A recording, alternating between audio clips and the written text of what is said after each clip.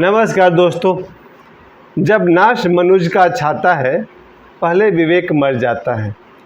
मेरे पिताजी ये कहावत हमेशा कहते हैं मेरे ऊपर कि जब नाश मनुज का छाता है, पहले विवेक मर जाता है। बहुत बड़ी शिक्षा है, बहुत बड़ी बात है दोस्तों। जब आदमी का बर्बादी का समय आने वाला होता है तो सबसे पहले उसकी बुद्धि चौपट हो जाती है। यही इस मुहावरा का अर्थ है और वही मेरे साथ भी हुआ। जब मुझे याद है कि जब मैं पहली नौकरी करने गया था, पहली नौकरी मुंबई गया था, तो जो मेरा बॉस था वो उस ज़माने का सिर्फ मैट्रिक पास था। देखिए इंसान की किस्मत देखिए, मेरे ऐसा बीएससी पढ़ा लिखा आदमी एक मैट्रिक पास आदमी के पास गया था नौकरी मांगने, क्योंकि मुंबई में रहने के बाद कहीं से तो आपको पैसा चाहिए और वहाँ बिना किसी पहचान के कोई नौकरी देता नहीं है। तो मेरे ऐसा बीएससी पास आदमी एक मैट्रिक पास आदमी के पास गया नौकरी मांगने के लिए, और वो उस समय कुरियर कंपनी खोले हुए थे। यानी कि कुरियर, उस ज़माने में कुरियर बहुत चलता था, अब तो उतना नहीं चलता। अब तो लोग मोबाइल से ही सब पेपर्स वगैरह का लेन देन कर लेते हैं। 1995 की बात है। प्यारे दोस्तों, जो मेरा पहला बॉस था, बहुत ही भला आदमी, एक बहुत ही प्यारा क्रिश्चियन, जहाँ कहीं भी होंगे मेरा वीडियो देख रहे होंगे, मुझे पहचान रहे होंगे, ज़रूरत पड़ने पर मैं उनका नाम बाद में लूँगा। तो वो आदमी ज़्यादा पढ़े लिखे नहीं थे, उल्टा मैं ही पढ़ा लिखा था बीएससी तक, और बाद में मैंने उनके ऑफिस में काम करते हुए उनका कुछ सर्टिफिकेट्स मैंने देखा, उन्होंने दिखाया था, तो मैट्रिक पास थे। अब सोचने की बात है कि मेरे ऐसा बीएससी पढ़ा लिखा लड़का मुंबई के साइन इलाके में एक कुरियर बॉय के रूप में नौकरी करने लगा। कुरियर बॉय मतलब बस चिट्ठी पहुंचाना है यहाँ से वहाँ, और मुझे तब 1000 रुपया सैलरी मिलता था। ज़रा सोचिए, पिताजी कितना मेहनत करके एक आदमी सोचता है कि बेटा हमारा बड़ा नाम करेगा, है ना। उतना सुंदर वो गीत लिखा गया कि बेटा हमारा बड़ा नाम करेगा। यही तो बेटा नाम कर रहा था। पिताजी ने जितने अरमानों से मुझे पढ़ाया, और वो गाना बिल्कुल सही बैठता है कि बेटा हमारा बड़ा नाम करेगा। मेरी माँ की जो सबसे बड़ी देन मेरे जीवन में है, उसको भी मैंने बदनाम किया। मेरी माँ उस ज़माने में मुझे 4 बजे भोर में सुबह जगा करके पढ़ाने बैठाती थी। आज मैं 2023 में ऐसी माँ मुझे कहीं नहीं दिखाई पड़ती है। हाँ, ये और बात है कि इंग्लिश मीडियम में बच्चे पढ़ते हैं तो 5 बजे सुबह तक बच्चों को जगा दिया जाता है स्कूल भेजने के लिए। वो एक मजबूरी है, स्कूल भेजना 5 बजे एक मजबूरी है, क्योंकि हज़ारों बच्चे और जा रहे हैं, तो आपके बच्चे को भी जाना होगा। लेकिन मेरी माँ ने मुझे 4 बजे सुबह में ये सोच कर जगाया कि सुबह उठकर पढ़ेगा तो उसको जो पढ़ेगा उसको याद हो जाएगी। प्यारे दोस्तों, मेरी बुद्धि जब भ्रष्ट हुई तो मेरा पूरा जीवन ही चौपट हो गया। आज मैं आप सभी को यही कहना चाहता हूँ, ये तो मेरा पहला बॉस थे और इतने सारे लोग के पास मैंने नौकरी किया, ऐसे ऐसे लोगों ने मेरा इंटरव्यू लिया कि मुझे आश्चर्य होता था कि मेरा इतना बुरा समय आ गया है। मुझे याद है धनबाद में एक बार मुझे इंटरव्यू देने के लिए जाना था। मैंने अपना रिज्यूम बनवाया, उस समय मेरी वाइफ भी थी, बेटा बेटी दोनों हो चुका था, गरीबी के दिन थे, तो मैं चला गया धनबाद में इंटरव्यू देने के लिए। मैं और मेरा छोटा भाई दोनों साथ में था, और वो जगह क्या था, प्लेसमेंट था कि आप अपना रिज्यूम दीजिए, उसको कहीं जगह खाली दिखेगा तो आपको वहाँ भेजेगा। सुबह 10 बजे से इंतज़ार करते करते वो लड़का आया 2 बजे के आसपास। एक 18 साल का लड़का ऑफिस में आया, चेयर पर बैठा, और मैं सामने 40 साल का आदमी। बोला हाँ जी रिज्यूम दिखाइए। मैंने रिज्यूम हाथ में उठाया। अच्छा, कहाँ तक पढ़े लिखे हैं? मुझे एक बार लगा कि मेरे ऐसा 40 साल का आदमी, बीएससी पढ़ा लिखा और हज़ारों किताब लिटरेचर को पढ़ा लिखा आदमी, खास करके ओशो के तो सारे किताब मैंने पढ़े ही थे, मैंने बाहर के भी बहुत सारे किताब पढ़े थे। मुझे एक बार झटका लगा कि आज मेरा ये दिन आ गया कि इसके ऐसा लड़का मेरा इंटरव्यू लेगा। किसी एंगल से तो उस लायक नहीं दिख रहा था। उसने एक काम बड़ा अच्छा किया था, कहीं से 10-15 हज़ार रुपये का जुगाड़ किया था, बैंक मोड़ में एक ऑफिस उसने किराए पर लिया था और प्लेसमेंट का दुकान खोल दिया था, और उसमें वो मेरा इंटरव्यू ले रहा था। उस दिन मुझे पिताजी की वो बात फिर से याद आ गई कि जब नाश मनुज का छाता है, पहले विवेक मर जाता है। फिर समय बदला। बीच में मैंने जितनी बार नौकरी की, उन सब नौकरी में एक बात दिखाई पड़ गया था कि मेरी बुद्धि चौपट हो चुकी है। और ऐसी बुद्धि लेकर के मैं मुंबई में 15 साल तक रहा, मुझे कोई सक्सेस नहीं मिला। मुंबई में 15 साल तक मैंने रहा, मैंने काम किया, कुछ सीरियल्स में छोटे मोटे रोल्स किए, मैंने फिल्म में भी छोटा मोटा रोल किया, लेकिन वो कुछ भी नहीं था। उसके पीछे पिताजी की वो मुहावरा ही ज़्यादा सही थी कि जब नाश मनुज का छाता है, पहले विवेक मर जाता है। आज का वीडियो प्यारे दोस्तों, मैं सरोज पांडे विशेष करके स्टूडेंट्स के लिए ये वीडियो मैंने बनाया कि जो भी विद्यार्थी हैं, जब बर्बादी का समय आएगा ना, तो सबसे पहले बुद्धि चौपट हो जाएगी। यही मेरे साथ हुआ। और जैसा कि मुझे पक्का पता है कि जब बच्चा 13 साल से 19 साल के बीच में होता है, जिसको टीन एज कहा गया है, इसी 13 साल से 19 साल के बीच में उसकी बुद्धि चौपट होने का खतरा ज़्यादा है। और जिसका बुद्धि चौपट हो जाए, विवेक मर जाए, वो लड़का आगे जाके क्या करेगा आपको उसका अंदाज़ा नहीं है।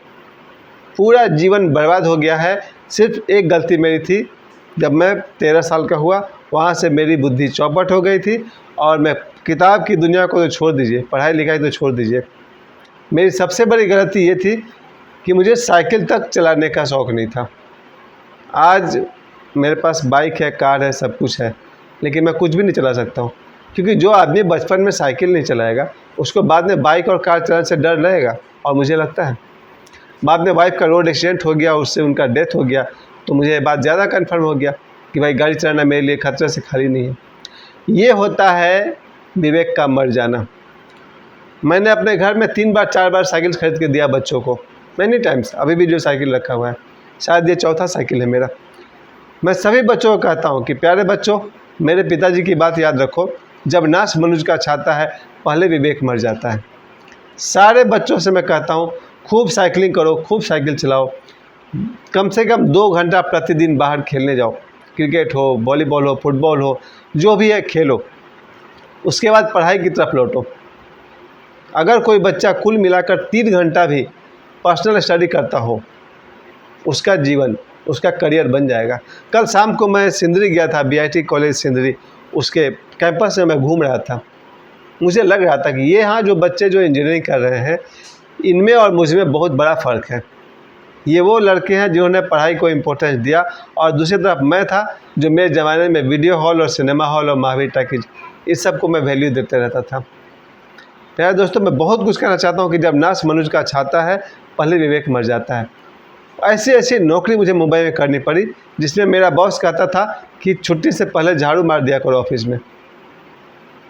झाड़ू मारना बुरी बात नहीं है, बॉस का कहना भी बुरी बात नहीं है, लेकिन हम उसी लायक थे, तभी तो बॉस ने कहा। हम अगर गलत रहेंगे तो बॉस आपसे ऐसे ऐसे काम करवा लेगा जो आपके लिए शर्म से डूब मरने की बात है। ये मेरे अपने जीवन का तजुर्बा है। ऐसे ऐसे बॉस के यहाँ मैंने काम किया है जिन्होंने मुझसे गलत काम भी करवा लिए। करना ही पड़ेगा भाई, नौकरी है तो करनी पड़ेगी। एक से एक घटिया काम मैंने किया है अंडर द बॉस, बॉस के अंडर में। शर्म की बात है। मैं चाहूँगा कि मैं वीडियो पर आप सभी को बता सकूँ कि मेरे ऐसा बीएससी पढ़ा लिखा लड़का क्या क्या नौकर से भी गिर करके काम किया है, क्योंकि वो मजबूरी है उसकी, तो उस लायक है ही नहीं। अगर मैं अपने गलतियों का लिस्ट आपको बताऊं, आप सभी को बहुत फ़ायदा होगा। मुझे ऐसे ऐसे काम मुझसे करवाए गए हैं, क्योंकि वो बॉस है, मैं स्टाफ हूँ। मेरे में वो दम ही नहीं था कि उसको मैं पलट के जवाब दे सकूँ कि हमको नहीं करना है। यस बॉस, यही करना पड़ता है जीवन भर। यस सर करना पड़ता है। जब कोई आदमी मेंटली कमज़ोर हो जाता है और फाइनेंशियली भी कमज़ोर हो जाता है, जिसका मानसिक बल कमज़ोर रहता है, जिसकी इकोनॉमिक पावर कम हो जाती है, उसको यस सर करना ही पड़ेगा। लेकिन पिताजी के बात को ज़रा आप उल्टा कीजिए।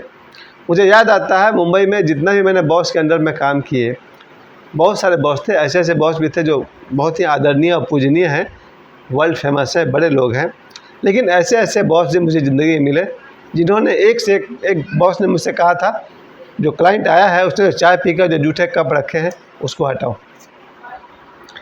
वैसे तो ये काम प्यून का है, फिर मुझसे क्यों कहा उसने कि जूठे कप हटाइए?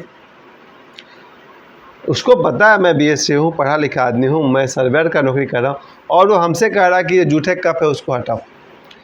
भाई आज मैं जहाँ काम करता हूँ, मेरा सुभाष चंद्र बोस हाई स्कूल लोको बाजार, आज मैं भाईचारा में या प्रेम में यही सब कुछ करता हूँ।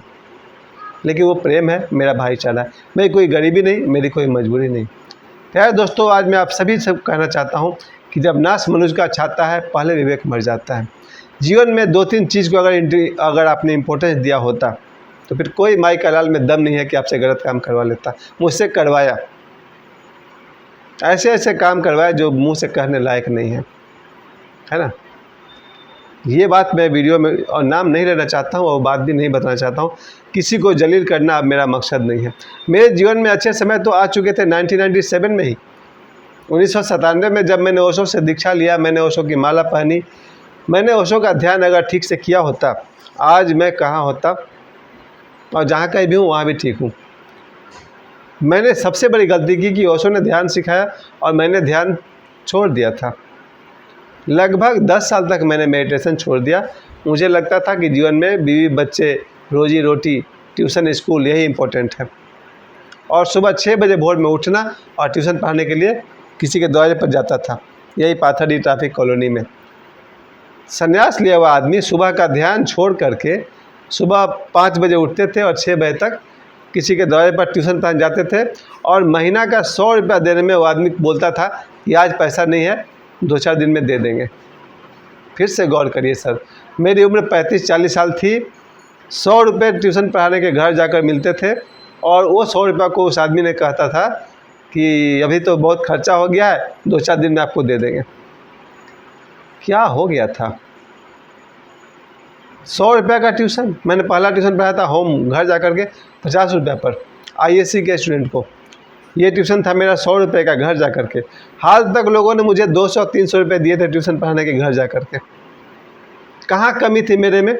वो कमी का आईना दिख गया मुझे जब 2011 में मेरे बड़े भाई का डेथ हो गया, और मैं पूरे परेशानी से गुजर रहा था। 1 साल तक मुझे लगा कि मेरा एक बड़ा भाई था जो अब नहीं रहा है। कोई धक्का सा महसूस हुआ। मैं 1 साल तक परेशान था, और अपने परेशान मन के लिए मैं बोधगया चला गया 2012 में, और उसी 2012 में जो मेरा जीवन पलटा, जिसको कहते हैं ना 180 डिग्री टर्न या यू टर्न कह लीजिए जीवन का। 2012 में मैं गौतम बुद्ध के पास गया, बोध गया। 2012 के मई में, 4 या 5 मई था, उस दिन बुद्ध पूर्णिमा था। मैं बोधि वृक्ष के नीचे बैठ करके मैंने 1 घंटे मेडिटेशन किए, और भगवान बुद्ध के मूर्ति के पास ये वचन दिया कि सर आज के बाद से मैं मेडिटेशन ज़रूर करूँगा। और उस दिन 2012 से लेकर के आज सुबह तक फिर मैंने 1 घंटे का मेडिटेशन कभी नहीं छोड़ा। मैं मेडिटेशन के मामले में एब्सेंट करता ही नहीं हूँ। 1 घंटा प्रतिदिन मैं ध्यान करता ही हूँ। इसके अलावा मेरे जीवन में एक बहुत बड़ा ईश्वर तुल्य व्यक्ति आ गए, बागेश्वर धाम सरकार, जिन्होंने मुझे सजेशन दिया गीता पढ़ना चाहिए समय समय पर, रामचरितमानस पढ़ना चाहिए, हनुमान चालीसा पढ़ना चाहिए। जीवन में अगर हमने पवित्रता को जगह नहीं दिया तो गंदगी का जगह आ ही जाएगा। मैं कॉन्फेस करना चाहता हूँ, स्वीकार करना चाहता हूँ इस बात को कि मैं शायद 22 साल की उम्र से लगातार मैं जिन लोगों के साथ रहता था, मुझे शराब पीना पड़ा। देसी शराब, वो 10-20 रुपये में आता है, 10 रुपये में आधा बोतल। नाम भी याद है शायद, GM नाम था, पता नहीं GM क्यों लिखता था वो लोग। 10 रुपये में थोड़ा सा मिलता था क्वार्टर साइज़ का, और 20 रुपये में मिलता था, 30-40 रुपये में पूरा बोतल ही मिल जाता था। 1995 की बात है। और एक दिन नहीं सर, मैं लगातार 3-4 साल तक अपने दोस्त के साथ ग्रुप में, अब वो पिएगा तो तुम भी पियो, दोस्ती बहुत बड़ी चीज़ होती है ना। दोस्त की बात रखने के लिए मेरे में इतना भी दम नहीं था कि कह सकूं कि मुझे शराब नहीं पीनी है। जो रूम में मेरा लड़का रहता था, अगर उसने 2-3 साल लगातार शराब पिया तो मुझे 2-3 साल लगातार शराब पीना पड़ा था, वो भी देसी। सर जो आदमी शराब पिएगा उसका, मैं अपनी बात कर रहा हूँ, जो लोग को अच्छा लगता है उन्हें मुबारक हो। जो आदमी शराब पिएगा वो जीवन में क्या तरक्की करेगा आप सोच लीजिए। अमीरों की बात नहीं कर रहा हूँ, बड़े स्टार की बात नहीं कर रहा हूँ। जनरली मैंने देखा है जो देसी शराब पिया करते हैं 10 रुपये वाले, उनका जीवन स्टैंडर्ड भी गिरता है, बुद्धि भी चौपट होती है। प्यारे दोस्तों, मुझे शराब पीना पड़ा 2-3 साल तक।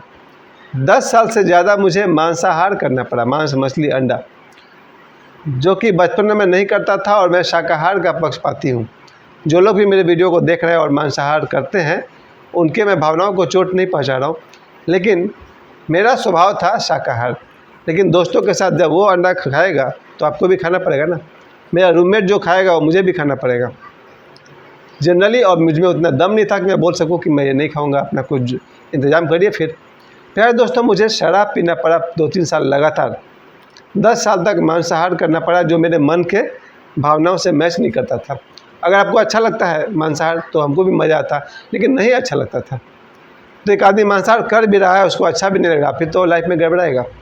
और इसके अलावा बहुत सारी कमी मेरे में होती चली गई। और पिताजी की वो बात सही लगती थी कि जब नाश मनुष्य का छाता है, पहले विवेक मर जाता है। खैर, जीवन में और भी बदलाव आया।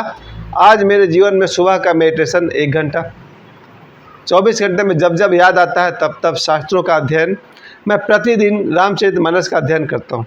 सुबह में मैं गीता के 2 श्लोक को समझता हूँ। दिन में हनुमान चालीसा का पाठ करता हूँ, बजरंग बाण का पाठ करता हूँ, और जहाँ तक हो सके अधिक से अधिक समय भक्ति भाव में, ध्यान में, योगा तो प्रतिदिन करता हूँ। आज मेरे जीवन का रूटीन ये है, शाकाहार मैं कर लेता हूँ, मांस मछली मैं नहीं खाता हूँ, शराब सिगरेट कुछ भी नहीं, कभी कभी पान खाता हूँ सप्ताह में 1 बार। क्षमा चाहता हूँ, यूट्यूब पर ऐसी बात नहीं बोलनी चाहिए। सप्ताह में 1 बार मैं पान खाता हूँ, मुझे अच्छा लगता है। और इसके अलावा no smoking, no drinking, no non veg foods. और प्रतिदिन मैं ध्यान करता हूँ, योगा करता हूँ, शास्त्रों का अध्ययन करता हूँ। और आज मेरे जीवन में जो संतुष्टि है, आप सबको मेरे चेहरे पर दिखाई पड़ता होगा। मैं ऐसा आदमी था जिसे ऐरे गहरे नत्थु खैरे लोगों का भी नौकर बन के काम करना पड़ा। आज मेरे 2500 सब्सक्राइबर्स हैं, मेरे 7 लाख के आसपास व्यूज़ हैं। आप सभी का इतना प्यार मिलता है। कल जो मैंने सिंदरी पर जो वीडियो बनाया था, उसे बहुत बहुत लोगों ने देखा है। मैं आगे भी आप लोग के लिए अच्छे अच्छे वीडियोज़ बनाता रहूँगा। और आज के वीडियोज़ का मेरा यही मकसद है कि जब नाश मनुष्य का छाता है, पहले विवेक मर जाता है। जब आपका बुरा समय आएगा तो आप इतनी गलती करिएगा कि बाद में पछताना ही पड़ेगा। इसलिए मेरे प्यारे मित्रों, जहाँ तक हो सके, आप भी जानते हैं सही क्या है, गलत क्या है। गलत मत करिए, सही काम करिए। जीवन में मैं एक बार फिर से याद दिला दूँ, मेडिटेशन, योगा और शास्त्रों का अध्ययन, ये 3 चीज़ें आपको ऊपर की तरफ उठाती है, और नीचे की तरफ क्या क्या गिराता है वो आपको ही पता है। आशा करता हूँ आप सभी का जीवन में विवेक का उदय हो, ज्ञान का उदय हो, आप सभी का जीवन सुंदर हो। सत्यम शिवम सुंदरम। मुझे समय देने के लिए बहुत बहुत धन्यवाद।